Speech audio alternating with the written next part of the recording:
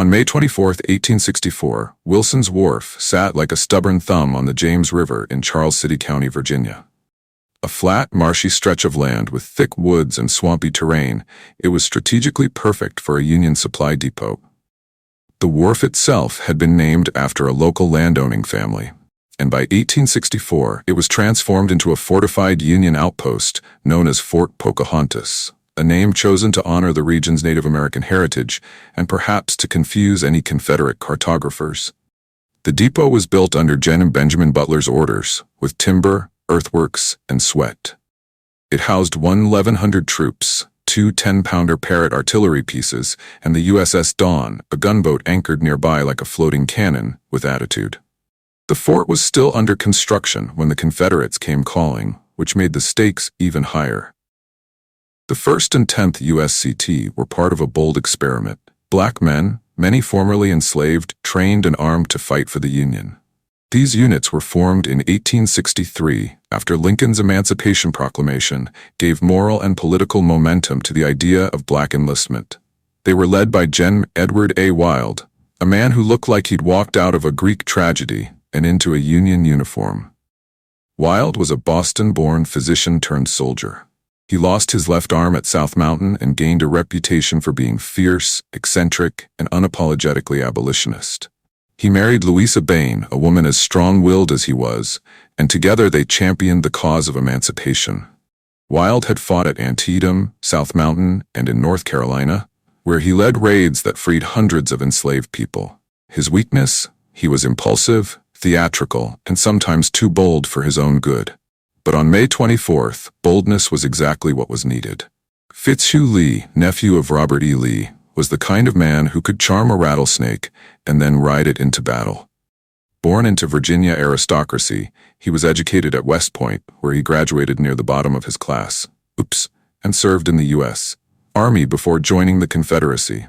He married Ellen Bernard Fowle and had a reputation for being gallant, witty, and a bit reckless.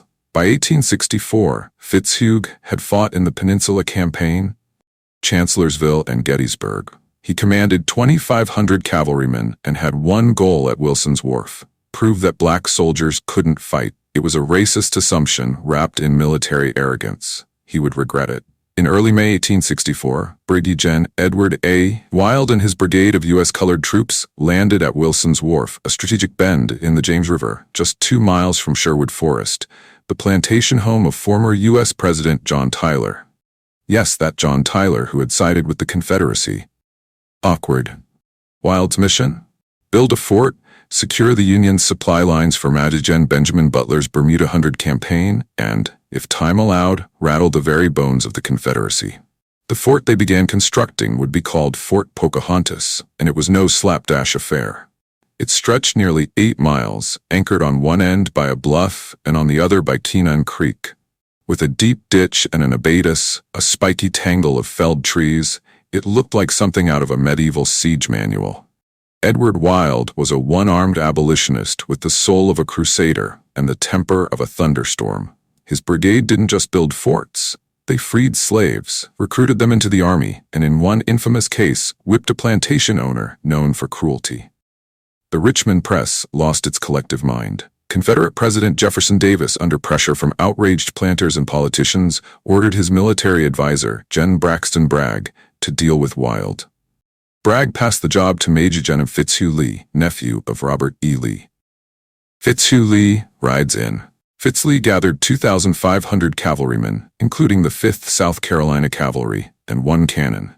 They marched 40 miles from Atlee Station, expecting to scatter a ragtag band of black troops and abolitionist fanatics. Instead, they found a fortress, a gunboat, and 1,100 men who had everything to prove. Wild's force included the 1st U.S. Colored Infantry, 4 companies of the 10th U.S. Colored Infantry Battery M, 3rd New York Light Artillery, the only white unit, and the USS Dawn, a gunboat anchored in the James River, ready to rain iron. Around noon, Lee's cavalry charged and drove in Union pickets near Charles City Road, about a mile north of the fort. By 1:30 p.m., the fort was surrounded. Lee, ever the gentleman, sent 2 officers under a flag of truce with a message: "Surrender, and your black troops will be treated as prisoners of war." Resist, and I won't be responsible for what happens. Given that just 6 weeks earlier, black soldiers had been massacred at Fort Pillow, Wild didn't need a decoder ring to understand the threat. He scribbled a reply. Present my compliments to General Lee and tell him to go to hell. Then he turned to his men and said, take the fort if you can. Lee devised a classic two-pronged attack. Brig Gen. William C. Wickham's brigade would sneak east of the fort, hiding in the ravines of Kennon Creek to draw Union attention. Colonel John Dunavant's 5th South Carolina Cavalry would demonstrate on the western end, hoping to punch through the defenses. Dunavant's men advanced as far as the ditch and abatis, those nasty spiked tree barriers, but were blasted back by musket fire and artillery. Wickham's men charged across an open field, bad idea, and were met with interlocking musket volleys, canister rounds from 2 10-pounder Parrott rifles, naval gunfire from the USS Dawn. It was like running into a blender with a bugle. At 4 p.m., the steamer George Washington arrived with 4 companies of the 10th USCT. Lee, realizing he'd walked into a hornet's nest with a butter knife, ordered a retreat to Charles City Courthouse. By morning, his cavalry was galloping back to Atlee Station. The cost? Confederate casualties, 200 killed or wounded. Union casualties, 6 killed, 40 wounded. Tragically, a few black soldiers were captured. Some were shot. One was reportedly returned to his former master in Richmond, a chilling reminder of the stakes. Militarily, the battle didn't shift the war's trajectory.